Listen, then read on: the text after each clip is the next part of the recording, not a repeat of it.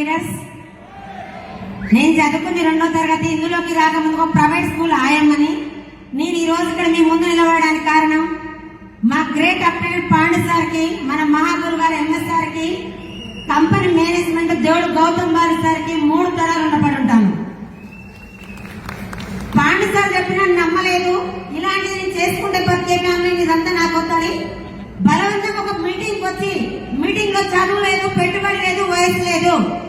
నాకు మెయిన్గా కనెక్ట్ అయింది 3 జనరేషన్. నీ స్కూల్లో 15 సంవత్సరాలు చేస్తున్నా. చేస్తూ ఏమన్నా చనిపోతే నా ఫ్యామిలీకి ఎవరు దిక్కులేదు. వెస్టేజ్ 3 జనరేషన్ ఉంది. నాకు 20,000 చాలు.